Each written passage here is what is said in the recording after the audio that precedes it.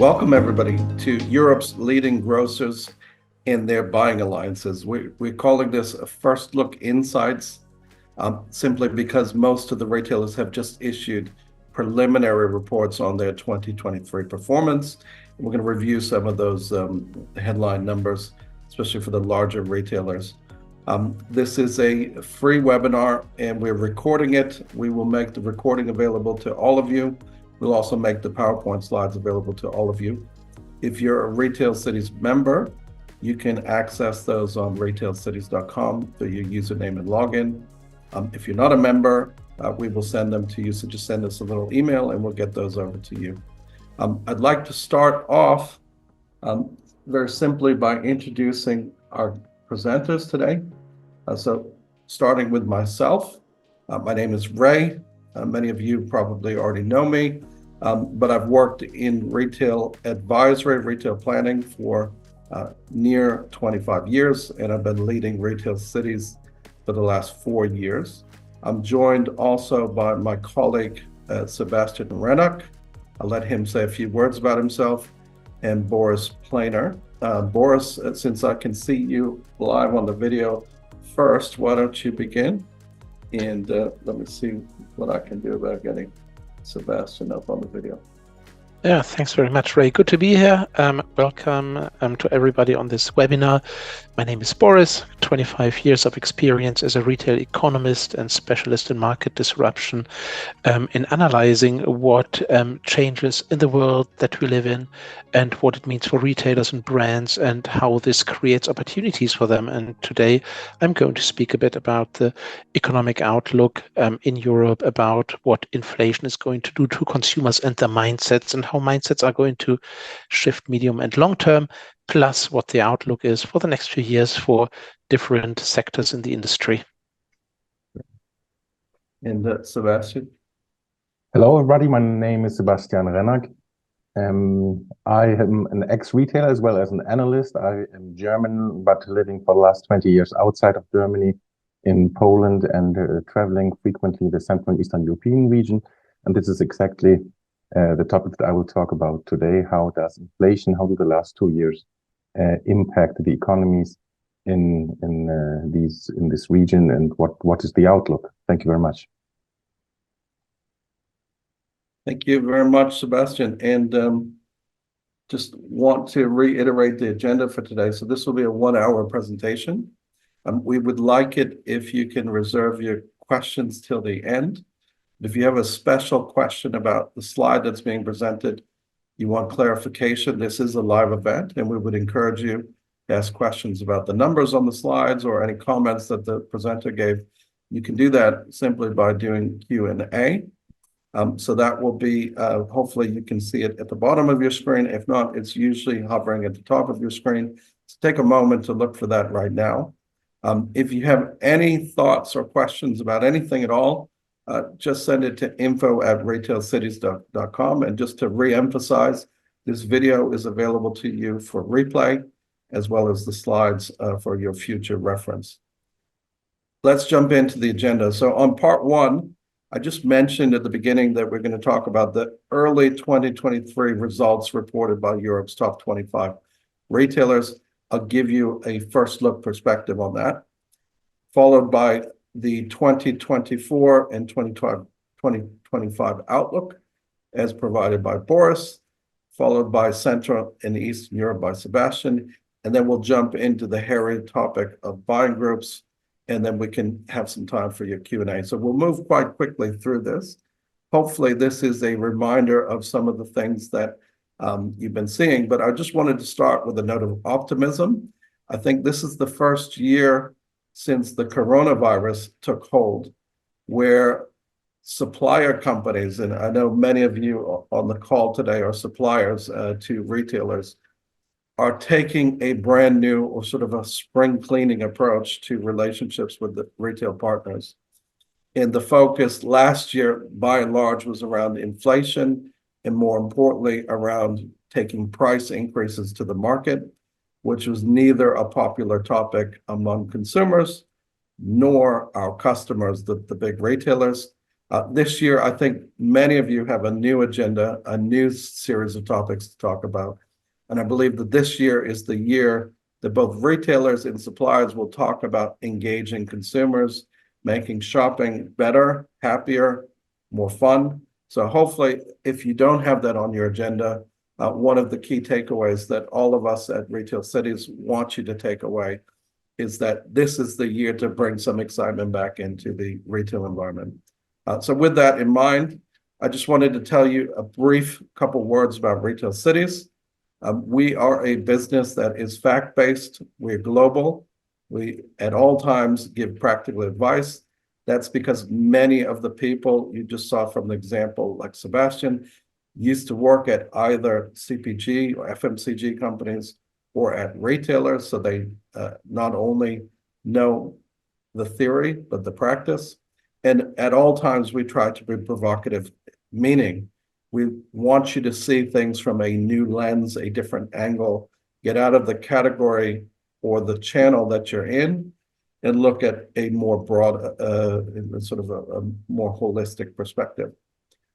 We start everything with this view toward the future of growth. And we remind you that global retail is going to expand by about $10 trillion between 2022 and 2028. And it's our job, and within that, Europe will represent 15% or 1.5 trillion. Within that, it's our job to help you predict where that growth will come from, map ways that you can engage with that growth, and then capture more than your fair share of the growth as we proceed down this journey into the new age of retail. The way that Retail Cities helps you is two parts. We do sessions like today, which we call workshops. We build reports and we answer your requests. If you haven't looked at our 2024 calendar, I would encourage you to look at that. The next one we're doing at a European level will be on June the 5th, focused on France's multinational retailers with a very strong focus on both Carrefour and Auchan, and how they're trying to change their approach to international retailing with a specific focus on the European markets. We will then do one on September the 5th around retail media networks with a particular focus on the mainstream supermarkets and hypermarkets that are now embracing retail media networks for the first time. And we'll finish out the year, this cycle, on December 10th with RGM. We also have a value discounter series. The US Dollar Store event is coming up on April the 18th, followed by Turkish discounters on July the 10th. Then a European discounters, which is Aldi and Lidl. That's on October the 2nd. And I'm pleased to say Sebastian will be joining us for that one. And then we will also be doing the non-food discounters or variety discounters on December the 11th. All of these events are built through our network of experts, which include ex-FMCG individuals, leaders, ex-retailers. Currently, everyone's a consultant, but people who grew up in the consulting agency world, and then people like myself and Boris, who were analysts throughout our career and continue to be analysts.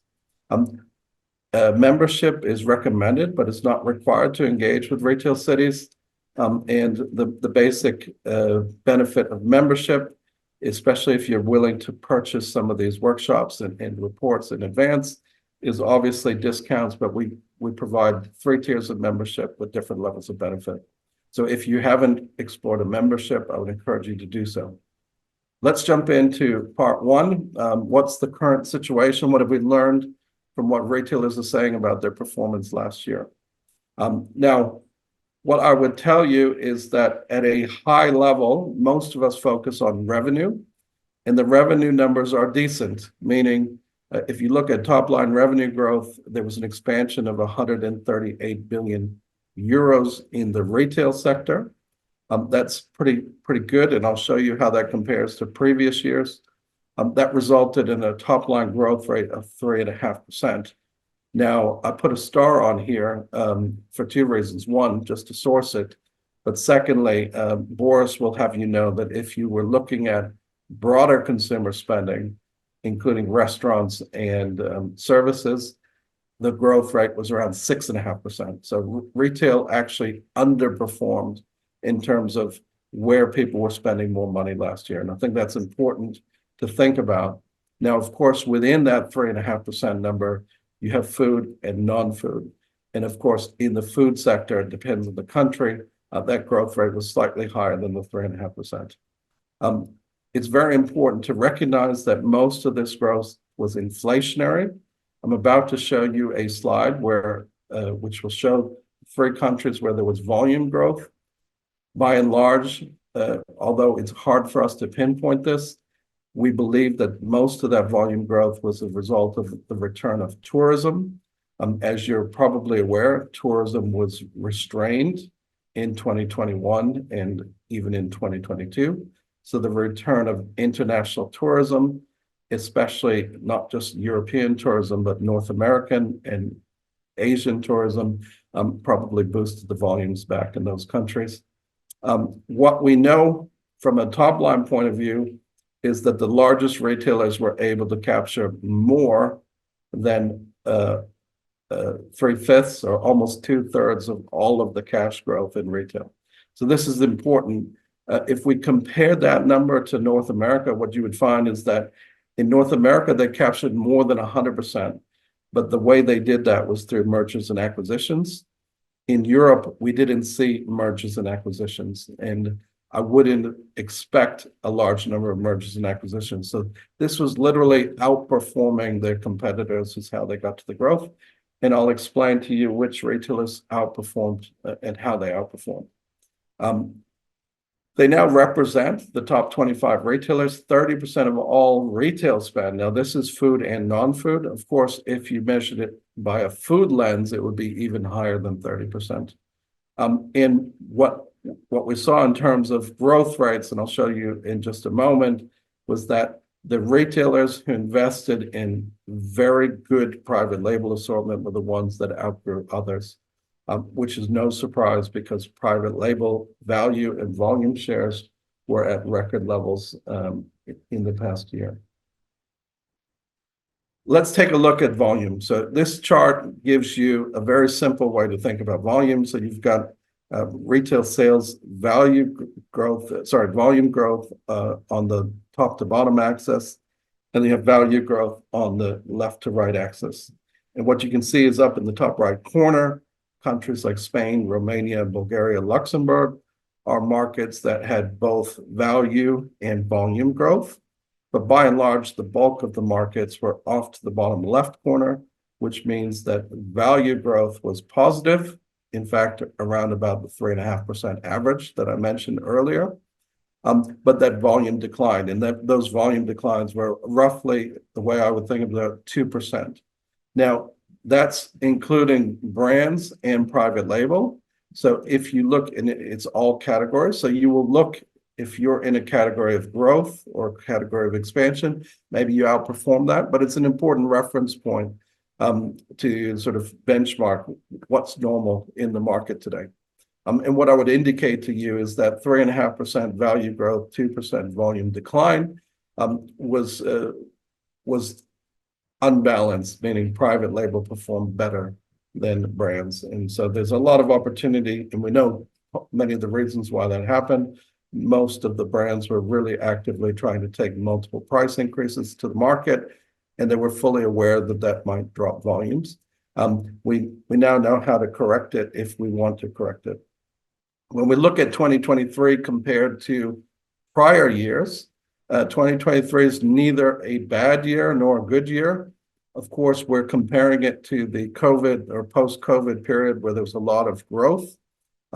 In particular, 2020 to 2021, we saw 261 billion euro expansion.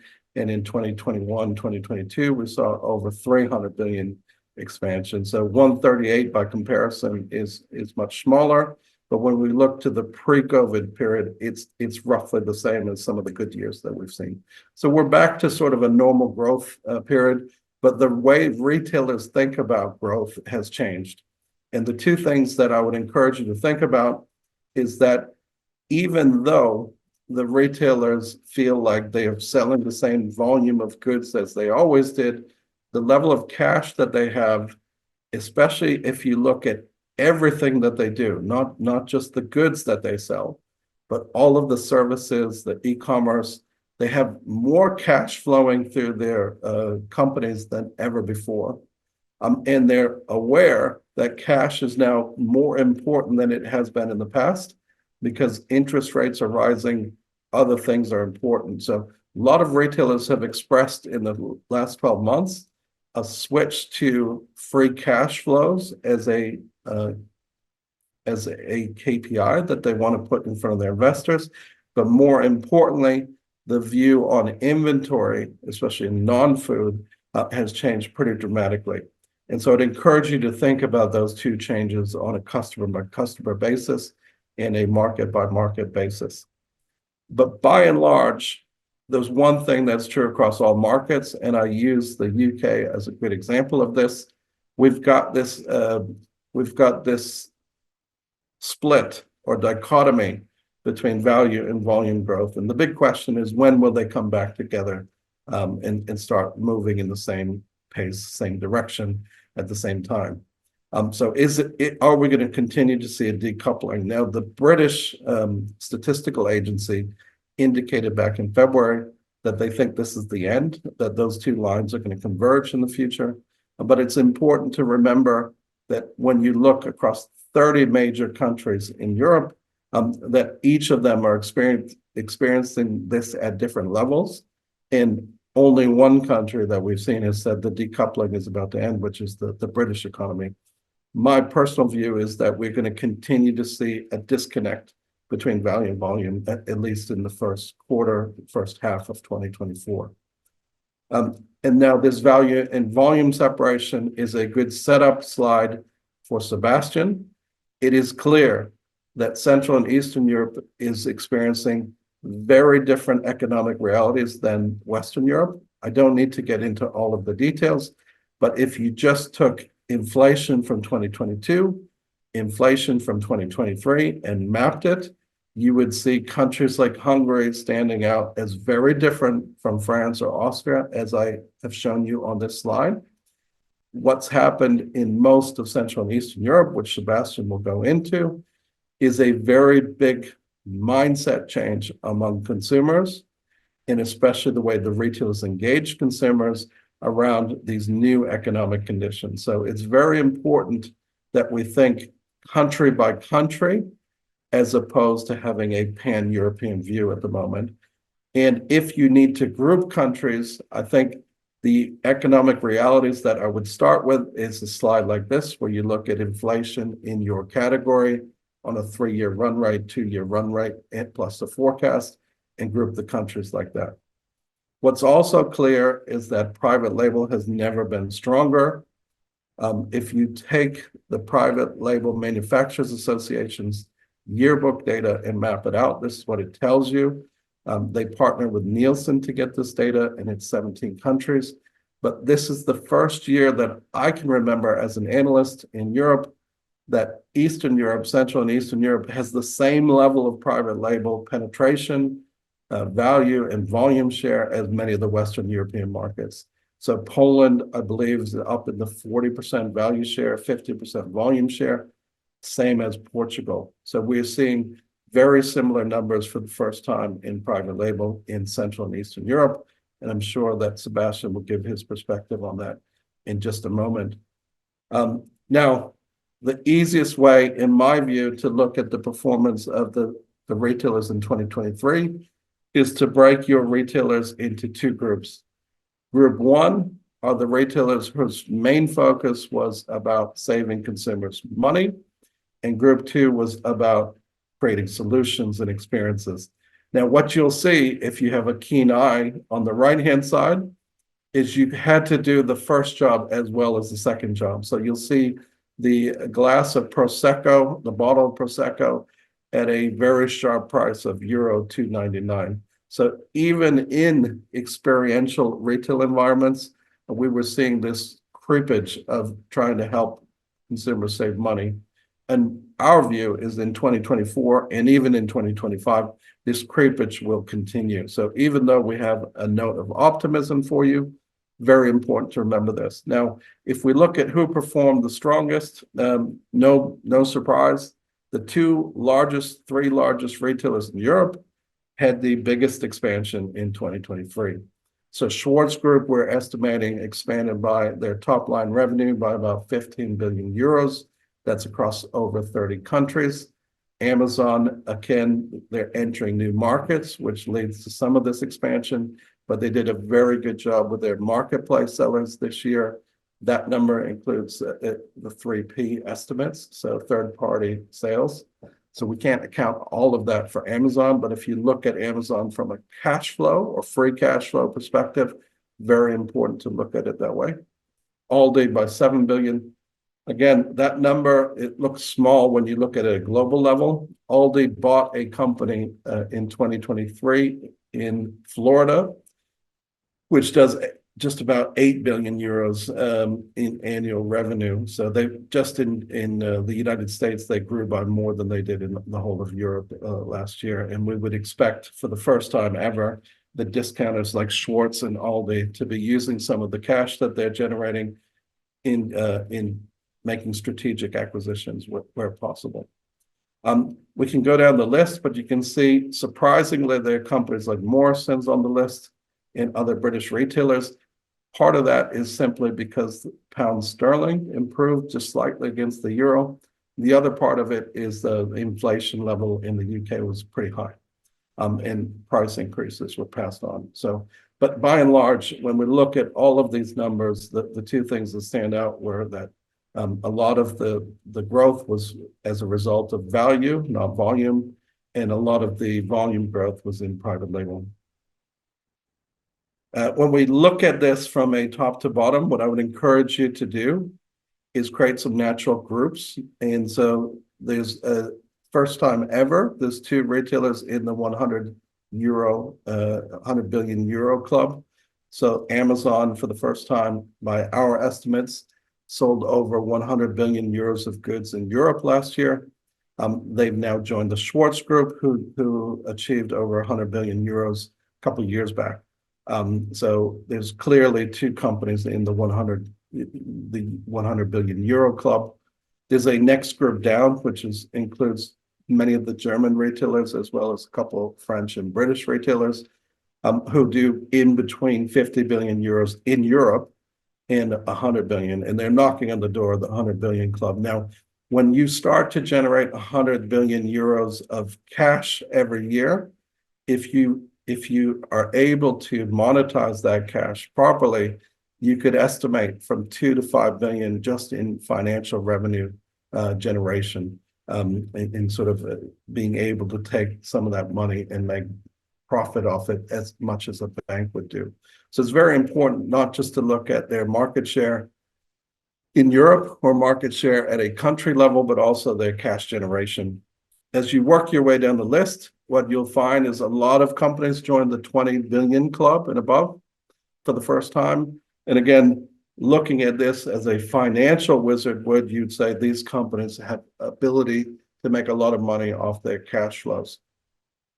What I would encourage you to think about on looking at this, though, is which of these have a value discount or a save consumers money focus.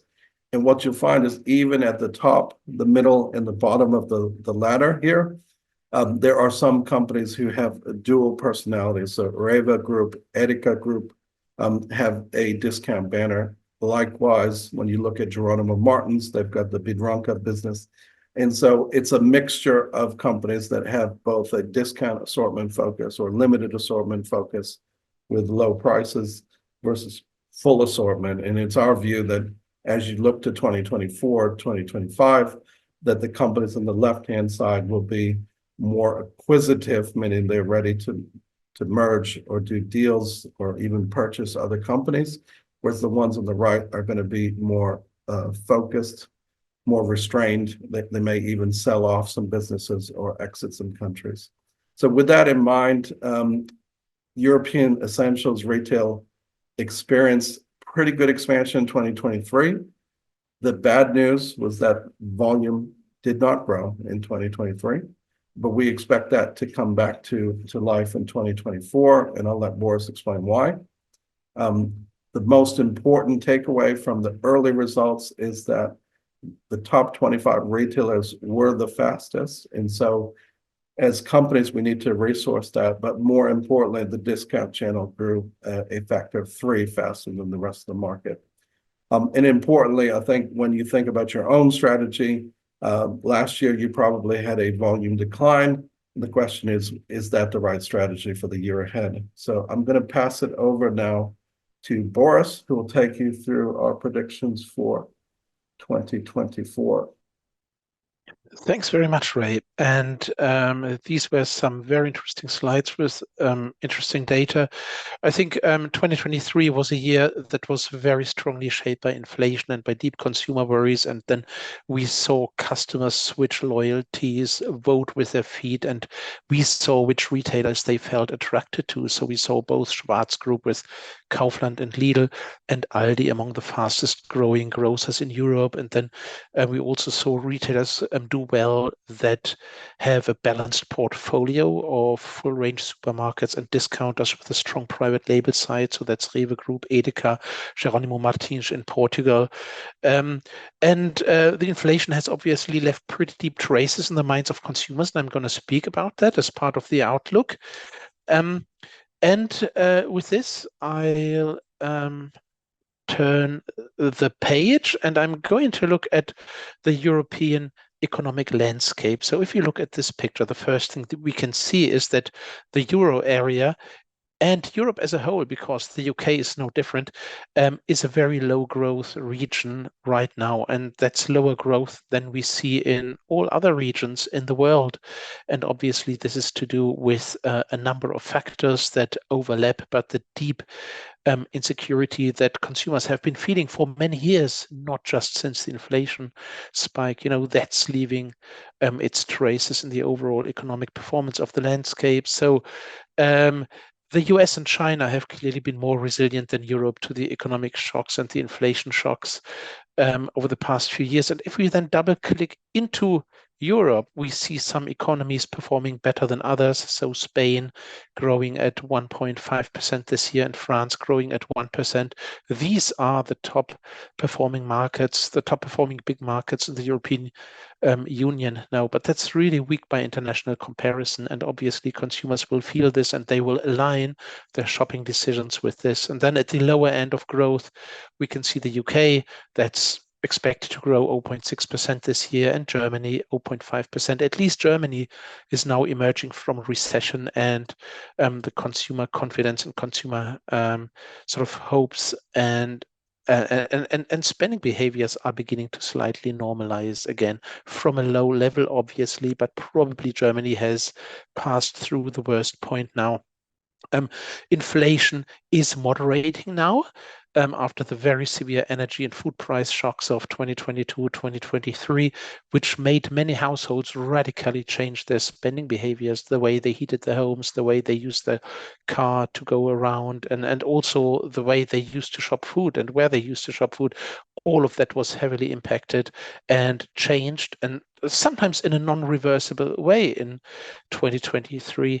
And now we see consumer confidence recovering, but it's recovering from a low level. But at least a real income growth is back, which is brightening up the outlook a bit for many consumers. Shoppers do remain sensitive to disruption, however, following the recent experiences. So I think this is something that a lot of consumer studies over the past decades have indicated quite clearly. When people are exposed to crisis times for as long as they have been in the past few years with the pandemic and with the war in Europe and with the inflationary waves, when people go through a period like this is going to shape their perception of the world and their behaviors in the very long term. So the consumers that grew up now in these very disruptive years, they are likely to react suddenly and in a hefty manner to economic and political insecurity. So retailers must be very prepared for sudden swings in consumer behavior over the next few years. We know the world is in a transitionary phase. There's a lot of political elections coming. There's a lot of potential for disruption in international trade and the international economy. So it's not going to be exactly smooth sailing for the world over the next few years. So we need to expect more disruptive turns in consumer behavior, and retailers and brands must be prepared for that. The way a retailer can be prepared for that is obviously through a balanced portfolio of channels like full range grocers and discounters, but also through a strong and innovative private label arm that will allow consumers to sort of make substitute purchases when they think they need to make this. So consumer priorities have also been shifting since the pandemic. We're going to look at this in a bit. And part of that was driven by the pandemic. Part of this was also driven by the inflationary waves. And here's the latest inflation indices from Eurostat, which I pulled this month, March 2024. And obviously we see food prices, putting very, very much pressure on other neighboring categories. Families were forced to spend more on their food over the past few years, and they made decisions on what to not buy instead. So there's been winning categories, losing categories, victims of food price inflation, victims of energy price inflation in the market. The rates are coming down now. So in the Euro area, in the first quarter of 2024, food price inflation was 4.8%, which is, much, much lower than previously. A year earlier, it was close to 20% at 19.6.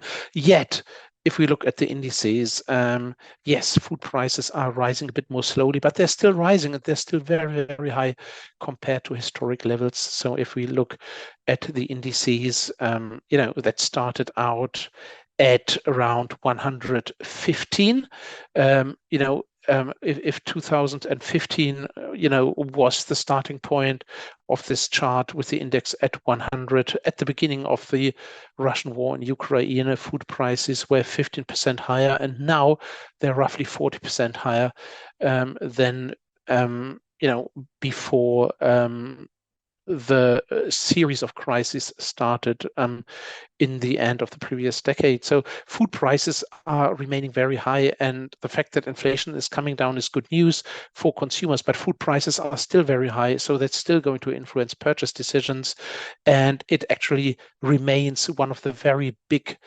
priorities and concerns for households. And then this is obviously creating an essential first mindset, which will people still buy food and drugstore items and pet food items, obviously, as they need to, but it will then still make them cut down on discretionary categories. So we see a lot of sort of consumer electronics, furniture, holiday. That is kind of spending that can be deferred, that doesn't need to happen right now. So these categories are most likely to pass through a challenging 2024 before spending patterns begin to normalize there too. Entertainment has a great opportunity to position itself as a substitute experience. I think in the medium term, we will see people cutting down on holiday experiences and prioritize a pleasant day-to-day life in their homes, in their probably in their home countries, where they will do shorter, cheaper holidays, but also really at home. And they might, go out to the cinema and theater more often, do this culture expenditure, or actually go to restaurants more often. The restaurant sector has been performing surprisingly well over the past couple of years, and this is to do with substitute behaviors from consumers. So even in a economic environment that's under stress, where people feel insecure about the future, where incomes are under pressure, there will be winners and losers, and there will be opportunities also for retailers to perform well. Now, looking at different sectors, how are they likely to perform over the next few years? Obviously, the chart begins in 2023, when everything was still in the turmoil from the pandemic and the inflationary shock. And then from 2024, as Ray also mentioned, things are beginning to smoothen out a bit and beginning to slightly normalize. A couple of things I would like to highlight here is that obviously entertainment, which is the yellow line, and e-commerce, which is the red line, will perform way above overall consumer spending, which is the black dotted line, whereas other less essential categories than food, for example, for example, electronics and furniture, etc., are going to develop more carefully. For example, if we look at the pink line, elegance, which is the beauty market, among other things. So that is going to sort of go through a bit of a tough year in 2024, probably 2025, and then also consumer electronics. If we look at the blue line, that's going to still be a bit sort of moderate in its sales development in 2024. But then from 2025, it will begin to potentially outperform overall consumer spending as all this pent-up demand is released, and all the electronics and furniture pieces that people sort of deferred during the difficult years with the bleaker economic outlook, these purchases will then start to take place again, and there will be a little high in 2025 for the category. Now, change always comes from consumers. That is very obvious. And now, if we look a bit beyond 2024 and 2025, which is always good to do, then we can see a few very powerful developments that are happening sort of under the surface. So why is it important to look a few years out? A lot of things are happening in society now that will shape the way people will spend and make decisions 5 years from now. So that's very relevant for investment, and it affects basically all areas of retail operations. That's store locations, that's store sizes, that's store channels, that's the product mix that Sebastian is going to talk about, among other things. So we see a middle class under pressure. The middle class has been stressed and worried since a big series of confidence shocks started actually at the beginning of the century with 9/11 and the consumer fear of the rise of terrorism. Then there was the credit crunch, which made millions and millions of people fear for their lifetime savings. Then there was the Euro crisis, and then when people thought the worst was over, we were in the middle of a pandemic, and then we were in the middle of an inflationary peak. I think consumers today need to be 30 years old to have sort of active memories of times that were not dominated by insecurities, and that obviously is impacting on consumer mindsets and consumer behaviors. But then there's also aging societies. So the old age dependency ratio in Europe is going to double within the next 30 years in Europe, from 16% to over 30%. So this means enormous amounts of income redistribution, tax and contributions pressure on the middle class. And in fact, looking at all of this together, we are the first generation in 400 years that will have a lower material standard of living than the previous generation. As a result of all of this, the last time this happened was in the first half of the 1600s, when there was a 30 years war, raging across Europe. It's not the end of the world, but it changes consumer behaviors, and that's important to understand. So consumers that feel insecure, they will prioritize safety and tradition and the local. And this is exactly some of the trends that we can see on supermarket shelves now. Local ranges, private label ranges, organic ranges, all of these are very much in demand. And that is not necessarily a temporary phenomenon, but it comes from a deep feeling of insecurity and a need for orientation. And that is a psychological deep stream that is going to shape consumer behaviors for many more years. So very, very important to understand for brands and retailers. So consumers will make tough choices on the categories to spend on. So they will spend probably more on retail in the long run, but less on holidays. Probably we'll see lower car ownership rates, which impacts on where people will shop. And then at the same time, we see change in the retail market through Generation Z growing up, Generation Alphas pushing into the market. The Alphas will be the first artificial intelligence natives. And, as these people push into the market more and more every year, this is how retail behaviors change. And interesting important to note that sort of societies and economies do not necessarily change by individuals like you and me changing habits and sort of being convinced of different values. It more happens like young people push into the market and they bring with them different values and different expectations, whereas older elderly consumers sort of retire from consumption. So the way the digital natives and now the AI natives will come into the market will very, very much impact on retailer business models. And then what this will bring with it is expectations from shoppers on much more speed, more relevance of the product offer, and then faster innovation as well, where we can see a lot of demand. And actually, that's been one of the stories behind the rise of private label in recent years. As Sebastian will probably show in more detail, retailers have been pushing a lot of innovation in their private label ranges, and in the eyes of consumers, some have done better than established FMCG brands. And that is part of the story why how being close to consumers has been a major driver of success for private label. And then if we look at that's my last slide, I think if we look at longer term mindset shifts, so recessionary behaviors that have sort of shaped out with consumers over the past few years, they will stick around long term. So there's the polycrisis effects, which I mentioned earlier, which is people that grow up in insecure times, they will react very sensitively to signs of insecurity for the rest of their lives. So flexibility will be a permanent requirement for retailers and brands. And then the colleagues from GfK, they have highlighted, I've called it the 3-strike law on private label, how shoppers that are substituting branded products with private label and they buy private label 3 times in a row, they're very, very unlikely to ever return to buying a branded product. And this is how the impacts on consumer confidence are shaping consumer behaviors beyond the immediate sort of narrowly defined time of an inflationary crisis. What's been happening also is that consumers have been perceiving the pricing of branded FMCG products on the shelf as quite arbitrary, not for all brands, but for some brands in recent years. And this has damaged confidence, especially when you really need to watch your budgets. And this has been another driver behind the rise of private label. And people have been looking for promotions and they have been shopping at discounters more often. So private label has been gaining ground also due to a great innovative moves, which I think is definitely worth a separate discussions. Discounters have been providers of democratization.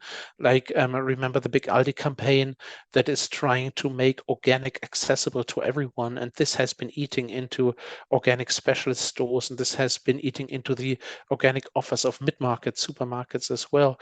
And then discounters have increasingly been offering lifestyle products, lifestyle solutions. And this is so close to the pulse of consumers that we can see the shift of consumer spending towards discounters actually keep high momentum even when the economy normalizes. For 2024, as mentioned before, the focus will remain on essential categories. But from later this year and definitely next year, we will see some relaxation around spending behaviors in other categories as well. And then again, just a quick call to really, really look at consumer behaviors and expectations of young shoppers that already account for more than a third of active grocery shoppers. That's digital natives and the AI natives. And they don't really care which business model a retailer or a brand prefers to operate. They will just buy where it's convenience and easy and interesting for them and makes economic sense without actually understanding the reasons for those decisions. And it's important to take this very seriously because they will now grow up and push into the market very fast. So that was my little outlook for the economy in 2024-25 and mindset shifts beyond those years. And with this, I'm now handing over to Sebastian, who will double click into the region of Central and Eastern Europe. Perfect. Thank you very much, Boris, for the handover. Yeah, ladies and gentlemen, I would like to have a look at Central and Eastern Europe, and I call the topic consolidation and concentration. As Ray already mentioned, and you also, Boris, touched on, it is not a region that is homogeneous, but every country has a different framework, and especially over the past 2 years, first during the pandemic, and now with the record high inflation is developing differently. And what I like very much, and thanks for the smooth handover, Boris, you talked about the consumer.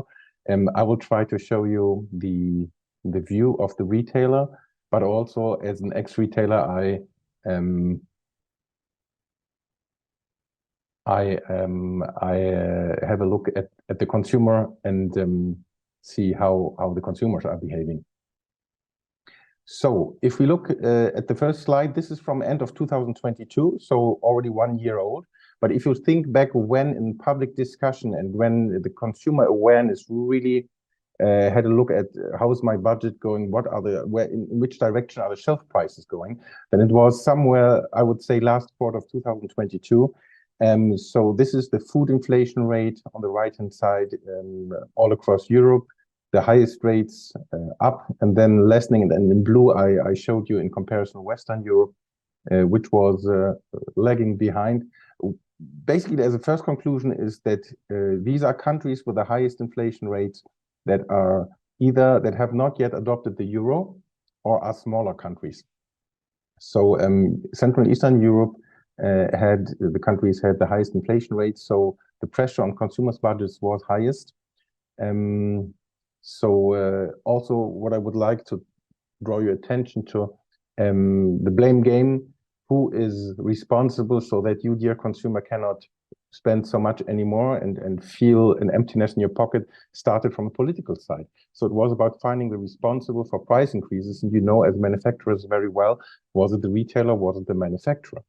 In the majority of cases in many countries, the international corporations have been stigmatized as the perpetrators.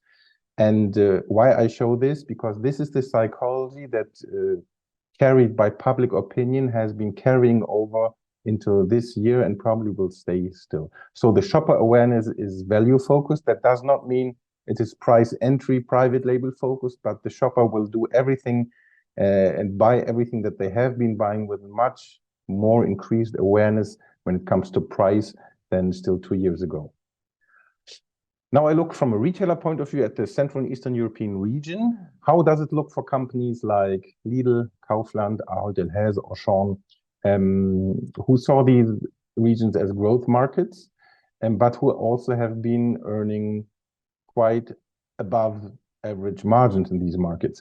Here I had a look at the balance sheets, which I have right now for the 2022 year, but I think it is a similar results for 2023, and have accumulated on euro basis the revenue gains of the bigger companies. And what you can see on the right hand side in the chart is that two of them, Dino and Żabka in Poland, are the growth local heroes that are growing fastest. Dino has been growing on euro basis fastest because they serve the traditional customer in a very good way, and Żabka is basically the convenience leader in the region. What I have to say for Poland, one part also is that if you look at the different countries, I talked about local currency inflation and euro inflation. If you look at the 4 different economies, in Poland, from the beginning of 2022 up to now, the Polish zloty has become around 7-8% stronger. So in euro, every percentage growth is even more accentuated. This you can see here. The second thing, of course, is that Poland is the country that has accepted more refugees from Ukraine than others. The figures go from 3 to 4 million. You can hear it when you're in a hotel, you can hear it when you're in a restaurant, and you can hear it when you're on the shop floor. So this is one of the reasons why you see that the Polish retailers have accelerated much faster than the others. But nevertheless, if you then go down and look at Lidl, Biedronka, the second one, then you go towards the end, Penny and Aldi, the discounters, as Ray and Boris already said, have been growing above average, almost in every country, double-digit and above food inflation.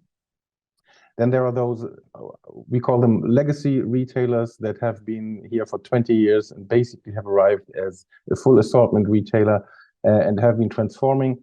This is Carrefour, Ahold Delhaize, Tesco, Auchan. You see that they are on the lower end of the development, mainly also because they operate big area hypermarkets that are not in the convenience consciousness of the shopper anymore.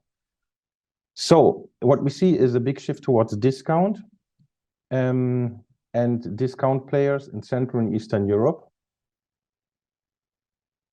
What we also see is that the competition between organized retailers, and that's my opinion, will intensify because there are two reasons. One reason is that if you look at modern retail and traditional retail, then in comparison to Western Europe, traditional retail has taken up a bigger part than in Germany or in France or in the UK.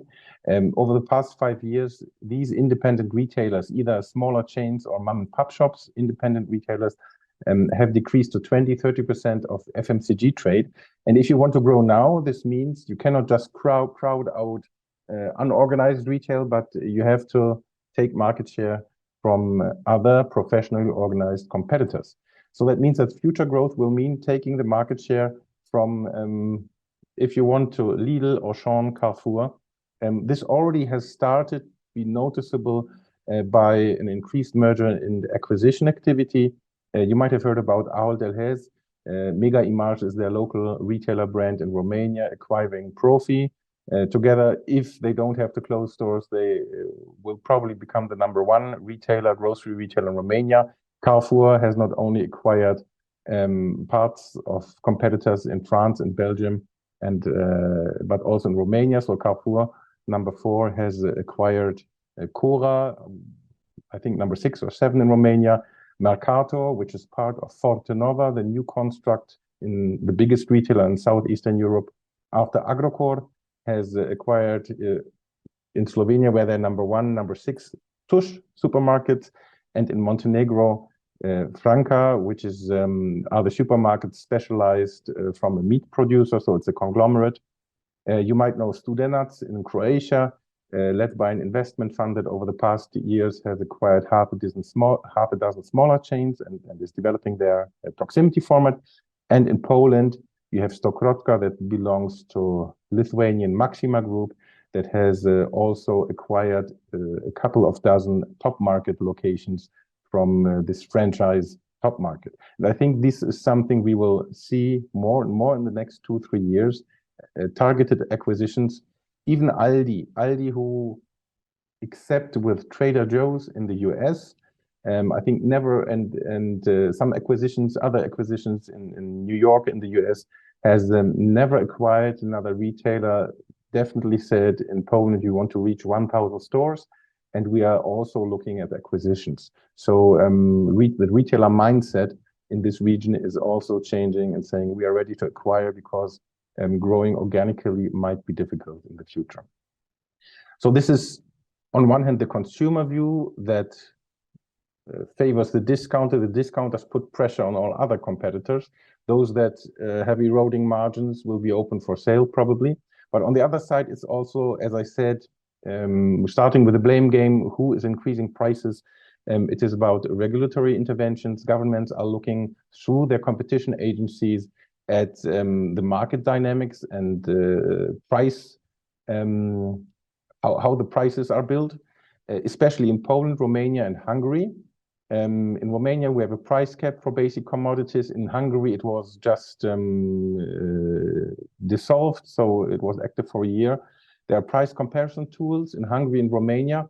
Just for you as a brand, it is quite interesting. Look at the screenshot on the right side. I was in Bucharest until Tuesday. And so where I lived, I went onto this publicly available price monitor, Monitorul Prețurilor. And there you can put inside, for instance, as I did, olive oil. I want 1 liter of olive oil, and you can define where you live, in which radius, 2 kilometers here, you can look for this olive oil. And then the system gives you the price and the retailer within this radius. And then you can still say, do I want the lowest price, or do you want to have the retail that is closest to my location? So basically we have full price transparency, which also means that as a brand that is working with different key accounts and has different price strategies per key accounts, you might want to review this. This is also available in Hungary. Yesterday, an interview of the vice agricultural minister of Poland was published, in which he clearly said, we are thinking about limiting the number of private label items in revenue or in the assortment. This doesn't mean that it will come to life. This has been discussed in many countries, but it just shows that official government bodies are discussing how to protect the own economy and also local retailers. And from another point of view, that's my personal point of view, if you look at the EU Supply Chain Act and sustainable initiatives, by integrating EU legislation, you will see many smaller retailers come under additional cost pressure. For instance, in Poland, the bottle deposit that you have to integrate in your supply chain. How do you do this as an independent retailer? You see, for instance, if you go into a Dino or so, in front of the cash desk, they have empty beer crates with a printed A4 poster and say, please leave the empty bottles here. So it takes a lot of investment and organizational process behind in order to integrate this. And I'm sure that this will also be one factor of consolidation. So if we look at, where will retailers invest and who can invest in price, because price is the priority still. And then I accumulated here in 2022, the retailers across Central and Eastern Europe and their pre-tax profits. You see Lidl, Biedronka, and Kaufland are the ones that are above 200 million. You see our two local heroes, Dino and Żabka, that are between 200 and 300 million. And all others are somewhere between, well, around 100 million, but not more than 200. So you see that there are some that can put their competition under price pressure because they have the money to spend, but that also means it's not only about price, they can also invest long-term in initiatives that will make them more competitive. And this is what I'd like to show you as my last slide. And I had a look at the different retailers in the region over the past 2 years and try to not really structure, but have an overview of what are they investing in right now. And you see on the left-hand side, it is more as a tendency, low investment initiative. On the right-hand side, usually long-term and big investment initiatives. I'd like to pick out those in green and in red. You know that most, beginning with inflation, 2022, second half, most retailers, if they didn't have an app, a loyalty app, they have created one because they don't want to hand out the promotional margin with a water can effect for people who are not interested in just on impulse buy the promotion, but they really want to personalize promotion and collect customer data. They are reducing own e-food. If you look at Lithuanian Maxima, for instance, they have just pulled out their home delivery service Barbora from Poland. And I'm mentioning them not because they are the biggest retailer in Central Eastern Europe, because they publish the effect of their e-commerce, meaning e-commerce as a business segment. So you can have a look from year to year. Does it earn money, yes or no?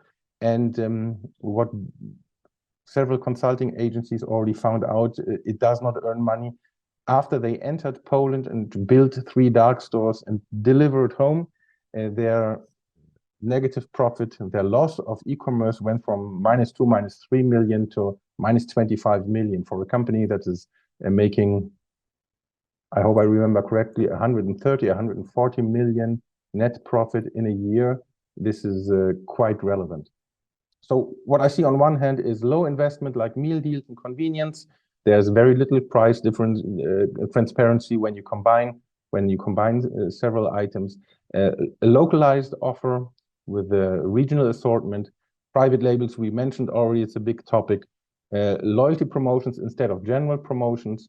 And then on the right-hand side, electronic shelf labels and self-service cash desks. Why? Because personal costs are the highest, is the biggest cost for a retailer. Manufacturing integration in Germany, you will have heard over the past 2 years, Lidl has bought a pasta factory. They have bought a paper mill for their leaflets and for their packaging. Even Aldi, who had their coffee roasteries for 50 or 60 years, have bought a mineral water plant. So manufacturing integration is a topic, and of course, now going into the direction of future development are retail media. Marketing budgets are shifting from traditional advertisement towards digital advertisement. So this is what retail media wants to capture together with customer data. This is one of the new revenue streams that that retailers try to develop in order to counteract their low margins in the essentials category. So there's a lot of more to say, especially when it comes to where it goes from artificial intelligence into the future.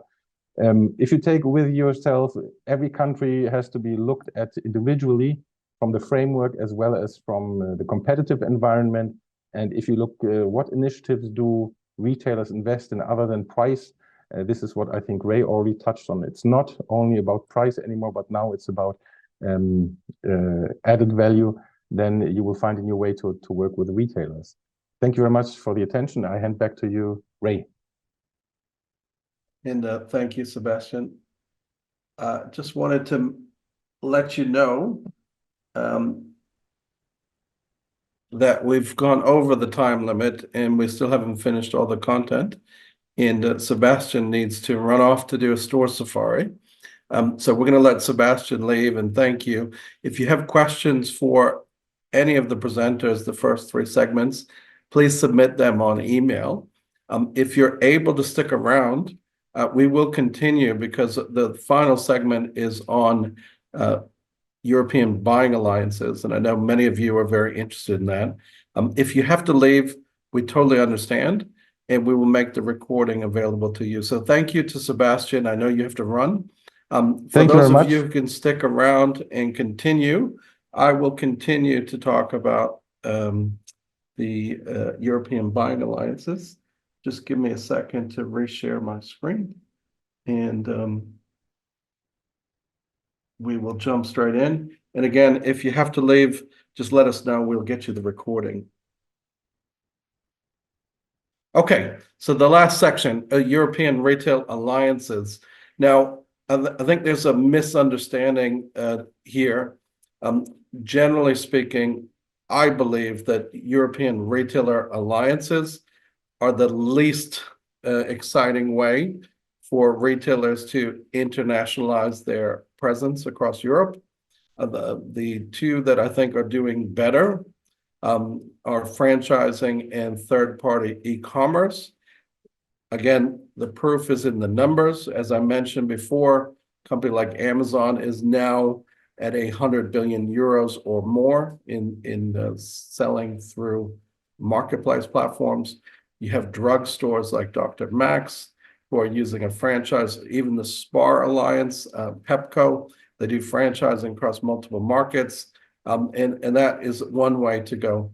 Of course, there's the direct investment platform, and the companies outside of grocery retailing who do a very good job of direct investment are companies like H&M, Zara, IKEA. We often forget about those successful businesses when we think about pan-European retailing, because we're often very focused on FMCG categories. But increasingly, non-food discounters like Action are able to get investment. I think they reported 28% revenue growth in 2023 just this afternoon. They released their numbers to the public. So they're one of the top performing retailers in the last 5 years, if not in the last 50 years, in terms of top line growth, ability to expand into multiple countries, operate. Now, with wholesalers and buying alliances, there is some advantage in doing this. And the 2 main advantages is to be loose and agile, and also the retailer doesn't have to invest very much. And as a result, if you run a grocery cooperative, like Leclerc, like Système U, like Intermarché, like Edeka, like Reva, et cetera, across markets, and many of the best retailers in Europe are still cooperatives, meaning that the independent retailer is at the heart of the way they do business. These buying alliances make a lot of sense, and of course, they're very important. The difficulty from a supplier point of view with these alliances is the main reason they're popular they are loose and agile. And as a result, it's very easy for people to rip up contracts and say, the buying alliance no longer works, leaving this alliance, and I'm going to join a different one. And so as a result, every year people call and ask, so what's going on with the buying alliances? I wanted to give you my perspective on that. Now, the first thing to think about with these retailer buying alliances is in Germany, which is Europe's largest market by a long distance as a single market, but it's the second largest if you group it, Germany, Austria, Switzerland, meaning France, Italy, Spain, and Portugal combined are slightly bigger than Germany. It's the market that everybody needs to get the scale that they want to have across Europe. And so, unfortunately for other countries, there are only two full assortment retailers in Germany worth doing a buying alliance. And the first is Edeka, and the second is Rewe. They tend to dominate the politics of the buying alliances that they're part of. And as a result, all of the other retailers are eager to join. Now, one of the biggest things that we've seen, and the way I think about it is 2/3 of grocery, if you reach these buying alliances of Benelux, Germany, Austria, Switzerland, France, Italy, Spain, Portugal, one of the things that we've seen is that Edeka and Rewe haven't really changed their approach very much. But what's happened is in those other markets, France, Italy, Spain, Portugal, and in the Benelux, things have changed around quite a bit. And what you get to is any combination of Edeka plus leaders in other markets, Rewe plus retailers in other market, gives those two retailers a 2.4, 2.5 purchasing scale of benefit. So it makes a lot of sense if you're Edeka or Rewe to partner with these companies because you get to dominate the politics and you get a doubling of your scale. And so this is really sort of at the heart of it. And what we see is that because of some changes at the local level, meaning outside of Germany, we saw some shifts. And the biggest shift was that Casino Group in France had to file for rescue, bankruptcy. They were taken over in a supervised way by outside investors. And then Louis Delhaize Group, or Cora, they exited and sold off most of their stores. And as a result of those two moves, we saw a big shift in the way that the buying alliances were taking place. When we look at Germany itself, the only thing that changed was prior to 2021, prior to inflation, the two leading German groups, Edeka and Rewe, were gaining market share. And after the inflation hit, we all know the story, but the discounters started to take market share again for the first time in several years. And in particular, non-food discounters are having a very strong run of things in Germany. So given these competitive realities, it makes sense that Edeka and Rewe would approach buying alliances with some new energy. Now, one of the things that I would encourage you to think about is that each retailer will will join the buying alliance for different reasons. Now, some, like Carrefour, say that their main focus is private label, and so no big surprise there. If your only focus is private label, it's not really worth it for you to work with other companies. So they tried to do things with Tesco. They've tried with some of the Nordic retailers. Historically, they've partnered with other French retailers, Belgian retailers. It just hasn't worked out, but they've kept that sort of private label focus. And just this month, they've reported that they're well on their way to hit their 40% target, which they set back in 2019. And of course, as of 2023, they're around 36% private label. So they don't need a buying alliance to be able to achieve that target. But the other retailers have different reasons. And if you look at what Edeka said back in 2018, they have no choice. And again, if you go back to that number I gave you, it makes sense. They get a 2.5 scale advantage by partnering or leading a buying alliance. Rewe, the competitor to Edeka, says that they can reduce their pricing volatility, which is very important in this environment, as Boris highlighted. with the economic environment, it's still a volatile period. And so it makes sense that buying alliances would come under pressure. My favorite explanation of all time was Franz Müller of Ahold Delhaize in 2019. He did an interview and he said, it's really great for suppliers to participate in our buying alliances, which hopefully you're all smiling as that sounds kind of funny if you've been in the tail end of a negotiation there. But just to recap, in terms of what we're seeing in the buying alliances, is there's been a major reset, a major shift, and that's because of things that have happened outside of Germany, primarily in the Benelux and in France.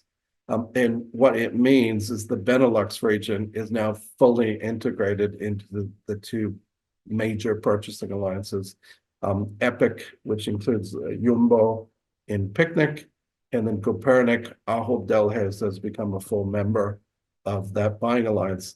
And so as you think about what that means, the retailers in that alliance, if they're German, get a 2.5 advantage, a multiplier effect. If you're smaller, you're not German, it's even bigger, 3 to 4 times your scale. What we've then seen is any retailer who cannot partner with Edeka and Rewe have been scrambling to create national purchasing alliances. And I would indicate to you that the national purchasing alliances, in my view, are somehow, they seem a little bit more dangerous than the international ones. So keep those ones on your list. I think the implications are pretty clear. You keep Germany and France in clear focus, and the gaps and the differences between those two markets are very important, especially if you contrast Germany within the DACH region, France within the greater Spain, Italy, Portugal, and the Benelux. Making sure that you've got consistency across those markets is very important. And make sure you evaluate your contracts. Our perspective as we look to 2024 is, as I said at the beginning, is a cash-focused perspective. If you take the total cash going through the retailers who create these buying alliances, what you find is we're soon going to have several companies who are able to manage 200 billion euros or more in cash each year. The first one is already happened. If you take the total revenues of the Copernic member companies, they're now over the 200 billion euro mark. And of course, the Schwarz Group and Amazon and Epic are struggling to try and keep up with that pace. But with the level of inflation we're seeing, with the level of new energy around buying alliances, I think it's going to just be a matter of a year or two before we see 4 or 5 retailers or 4 or 5 groups of retailers able to negotiate on huge sums of money. The bottom line, I think, really is just simple. The buying alliance gives these retailers a 2 to 3 multiplier effect on what they're able to do. And in this environment, they're going to do everything they can to take advantage of that. So with that in mind, I hope you'll stay in touch with us. Send us your questions. If we didn't answer something that's top of mind for you, we'd love to hear what that question is, and we'd love to have a chance to answer it. And we look forward to seeing you in the future. Again, please go ahead and send us your requests for this video if you want to replay it or you want the slides. We're happy to send them and share them with you. So thank you. And again, thank you to Boris for joining today. Thanks for having me. Thanks to everyone for dialing in today. Excellent. Best wishes to all of you. Thank you.